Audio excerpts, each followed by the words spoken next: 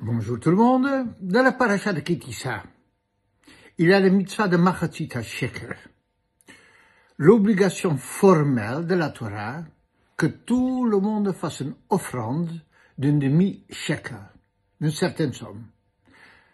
Et Ashir lo yarbe, dans lo yamit, le riche ne peut pas donner plus et le pauvre ne peut pas donner moins. Une offrande est pourtant obligatoire, formelle. Tzedaka, contrainte. Alors, c'est marqué dans la pasuk, Venatenu ish kofer nafsho. Chaque personne va donner kofer nafsho. Le rachat, un rachat qui est en même temps, il constitue un pardon, kofer kapara, de sa personne. N'entrons pas dans tous ces détails.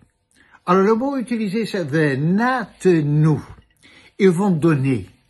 Ça s'écrit vav, nun, tav, nun, vav. C'est un palindrome, c'est-à-dire un mot qui peut se lire dans les deux sens. Et c'est toujours la même chose. Comme en français, le mot Anna, A-N-N-A, on peut le lire dans les deux sens. Venatnu, on peut le dire de droite à gauche et de gauche à gauche. Et ce sera toujours la même chose, ils donneront. Alors, bien entendu, commentaire classique du classique. Pourquoi c'est marqué un palindrome venatnu? Pour nous enseigner quelque chose de fond sur le mitzvah de tzedaka. Tu donnes, mais ce que tu donnes, tu es le premier à recevoir de retour.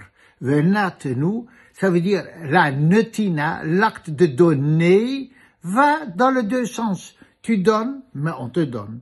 Alors, ça, psychologiquement, le fait de donner, ça nous apportons Olam Chesed Yibaneh, parce que le fondement du monde est dans la générosité. Donc, psychologiquement, on reçoit.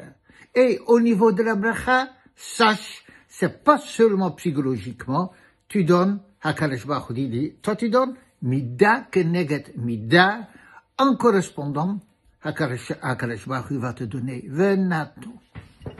Ce commentaire est tellement classique, que vous pouvez même vous poser la question, mais est-ce que ça valait la peine que Rav Yeshurun nous raconte ça? Cette année, on le sait déjà, on l'a entendu déjà, on l'a déjà répété. Alors, je voudrais juste y ajouter quelque chose à ce palindrome, à ce phénomène de droite à gauche, de gauche à droite. Tu vas donner, ce n'est pas seulement sur la technique, tu donnes et tu vas recevoir de retour. Puisqu'il en est ainsi, c'est aussi, ça est valable aussi sur la modalité. Et c'est ça qu'on doit entendre. Tu donnes, besever panim yafot, de bonne humeur, tu vas recevoir de bonne humeur de retour.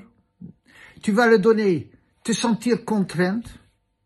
Alors lorsque tu vas recevoir mina shamaim du ciel, ce sera à compte-goutte et ça se sentira pas bien. Il y a un pauvre qui vient chez vous, vous lui donnez de l'argent, avec un sourire, avec un gentil mot, HaKadosh Baruch Hu va vous donner de retour, gentiment, avec un gentil mot. On se sent bien, on va se sentir bien. Et c'est ça qu'on a voulu rajouter, qu'il ne s'agit pas seulement de l'idée de fond de la technique, mais de la morale. Alors, tout ce qu'on fait vient de retour vers nous, mais dans la même condition qu'on l'a fait. Vous donnez l'argent de tzedaka à la synagogue, vous le faites traîner, comme c'est souvent le cas. Oui, je vais le faire. On va vous donner la bracha, mais la bracha aussi va traîner. Alors lorsqu'on court, la bracha va aussi courir vers nous de retour. Tout le monde, Shabbat Shalom.